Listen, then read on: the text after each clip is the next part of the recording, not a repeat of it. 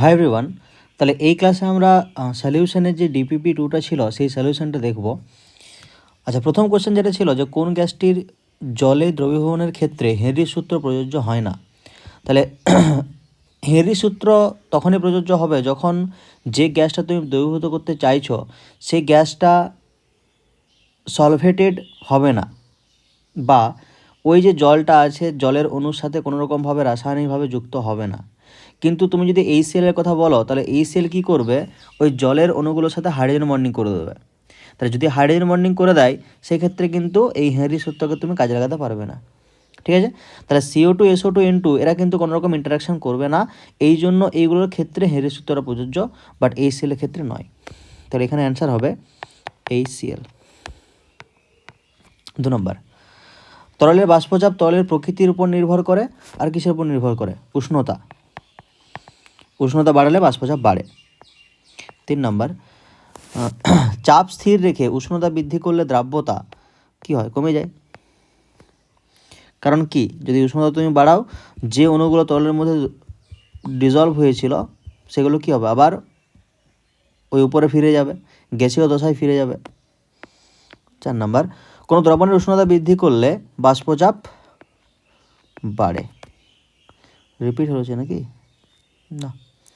5 নম্বর, হেনরির ধ্রুবকের মান অধিক দ্রাব্য গ্যাসের ক্ষেত্রে বেশি, কম দ্রাব্য গ্যাসের ক্ষেত্রে বেশি, সমস্ত গ্যাসের ক্ষেত্রে একই, গ্যাসের দ্রাব্যতার সাথে সম্পর্কিত নয়। তো আমরা জানতাম যে হেনরির ধ্রুবকটা কী হতো, ওই দ্রাব্যতার সাথে একদম ইনভার্সলি প্রপোর্শনাল। তাহলে যত বেশি গ্যাসের দ্রাব্যতা হবে তার হেনরির ধ্রুবক তত কম হবে, বা যত কম দ্রাব্য হবে তার হেনরির ধ্রুবক তত বেশি হবে, আমরা লিখেছিলাম। তাহলে হেনরির ধ্রুবকের মান কম দ্রাব্য গ্যাসের ক্ষেত্রে বেশি, মানে যে গ্যাসটা দ্রাব্যতা কম তার ক্ষেত্রে বেশি, ঠিকই আছে, উল্টোটা হয়। তাহলে বেশি দ্রাব্য গ্যাসের ক্ষেত্রে কী হবে? কম হবে। আচ্ছা, নেক্সট,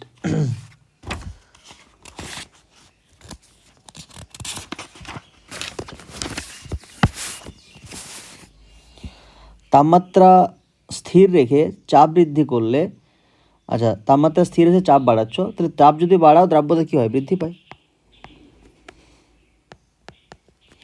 নির্দিষ্ট পরিমাণ কোনো দ্রাবকে কোনো কঠিন দ্রাবের সর্বাধিক যে পরিমাণ দ্রবীভূত হতে পারে তা নিচের কোনটির উপর নির্ভর করে না? আচ্ছা, নির্দিষ্ট পরিমাণ দ্রাবকে কোনো কঠিন দ্রাবের সর্বাধিক যে পরিমাণ দ্রবীভূত হতে পারে, তাহলে যেহেতু এখানে দ্রবণের কথা বলা হয়েছে আর দ্রাবটা কঠিন, মানে ধরো তোমার কাছে জল আছে, তুমি ওখানে চিনি মেশাচ্ছ, তাহলে ওখানে তো চাপের কোনো ব্যাপার আসছে না। যদি তুমি গ্যাসকে জলের মধ্যে দ্রবীভূত করতে, তো সেই ক্ষেত্রে চাপের ব্যাপারটা আসতো, যে চাপ বাড়ালে গ্যাসের দ্রাব্যতাটা বাড়ে। কারণ আর কঠিনের ক্ষেত্রে কি হবে, তুমি জাস্ট দেবে, ডিজলভ হয়ে যাবে, দ্রবীভূত হয়ে যাবে, সেখানে চাপের কিছু ব্যাপার আসছে না। তার এখানে চাপের উপর কিন্তু নির্ভর করছে না। আচ্ছা, অক্সিজেনের আংশিক চাপ মানে প্রেশার দেওয়া আছে 0.5 ATM। আচ্ছা, KH এর মান দেওয়া আছে 1.4 10⁻³ হলে 298 কেলভিন উষ্ণতায় জলে কী পরিমাণ অক্সিজেন দ্রবীভূত হয়েছে? আচ্ছা, তাহলে এক্সটা পেয়ে যাবে তুমি এখানে। তাহলে P সমান KH ইন্টু এক্স, তাহলে এক্স সমান P/KH। তো মানগুলো পুট করবে 0.5 বাই 1.4 10⁻³ ঠিক আছে,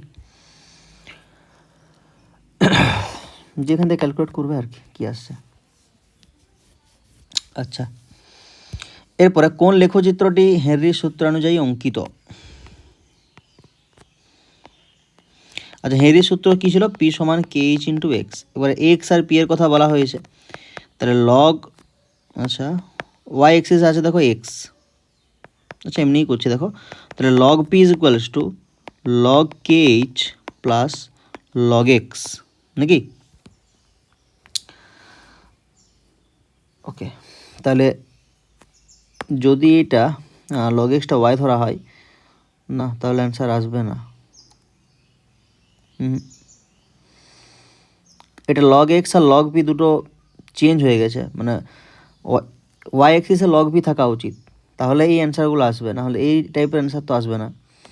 আচ্ছা, তাহলে আমি যদি ধরে নিই যে এদিকটা লগ পি, এদিকটা লগ এক্স, মানে এটা হচ্ছে ওয়াই, এটা হচ্ছে সি, এটা হচ্ছে এম এক্স, যেখানে এম এর মানটা 1, এম এর মান 1 আর এটা হচ্ছে এক্স, ঠিক আছে।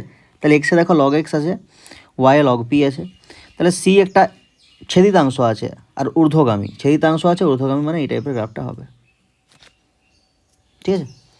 আর যে কোশ্চেনটা দেওয়া আছে ওই অনুযায়ী ছেদিতাংশ আছে, ছেদিতাংশটা নেগেটিভ, নেগেটিভ মানে এদিকে গ্রাফটা করতে হবে, কিন্তু এই টাইপের তো অ্যান্সার দেওয়া নেই, ঠিক আছে।